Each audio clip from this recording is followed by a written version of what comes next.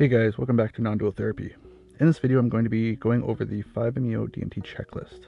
This is a list of 10 things that I like to have on hand when preparing for a 5-MeO DMT experience.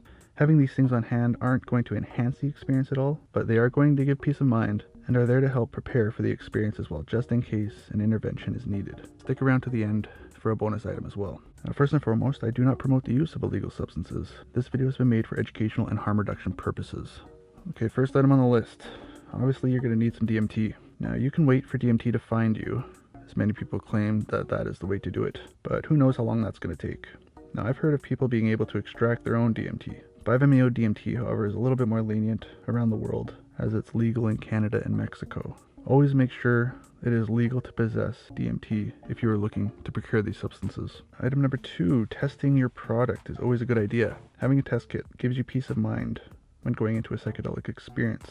It's one less thing for the ego to grapple with as it's being broken down, and it is always important to put safety first.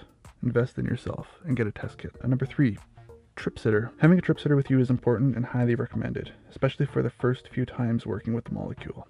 Ideally, you'd have a practitioner there to answer your questions and help you ground back into reality after your experience. Obviously, this isn't available to everyone. If you can, at least have someone present with you to watch you and keep you physically safe. It is also important that they know CPR just in case. If you're having a friend with you, it is important to know that their role is to interact with you as little as possible and only if necessary. Number 4, a scale. Going into a 5-MeO DMT experience and not weighing your substance are two things that should never go together. You're going to want to get a scale so you can measure in milligrams.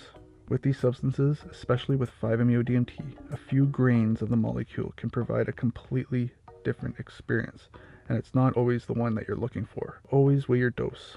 You can find a link for this product in the description. Number 5, you're going to need a pipe. When it comes to vaporizing, there are many methods and contraptions out there. For NN-DMT, I've had the best success with quote-unquote the machine. It's basically a glass bottle with steel wool placed in the neck, a hole drilled in the bottom end for the smoke to be inhaled from. DMT is melted on the steel wool. Once it is melted, it is considered loaded. It can be lit in large doses and administered this way. With 5-MeO DMT, on the other hand, only a little bit of substance is needed to be consumed. I found that an oil burner pipe works like a charm. Get a Pyrex one if possible. They are 3 to 4 times stronger than traditional glass pipes. Number 6 is lighter. The first type is your standard lighter. Bic is a very common brand. It can be found at any dollar store or gas station anywhere. I personally prefer these lighters, and I found a method for lighting them combined with an oil burner pipe that works best for me. I'll put a link in the description for a tutorial on how to use these together. Now, the second type of lighter is a torch lighter. These things burn super hot. They burn so hot that you're going to want to keep the pipe 4 to 5 times further away from the flame. When you finish, the pipe is going to be really hot, so make sure you have a plate or something to rest it on, and don't just put it on the ground. I like to have a plate on hand just to put them down safely, so I don't have to worry about them burning anything. Number 7, next item on the list, is a towel and a bucket. Now, these things are handy just in case. You may not need to throw up, but it's a lot easier reaching over and releasing into a bucket as opposed to making your way to the washroom on medicine. Then you'll have to clean yourself up and come back. This way it allows you just to have a quick release and then get back to your mat or whatever you're doing it on to keep the experience going, so you don't lose that momentum. I like to keep a towel nearby just in case I need to wipe my face if I'm drooling or if I need to blow my nose quickly. Number 8, I like to have water on hand. Now, I recommend a water bottle. This way you don't have to worry about spilling it. I also recommend that you do not drink very much beforehand.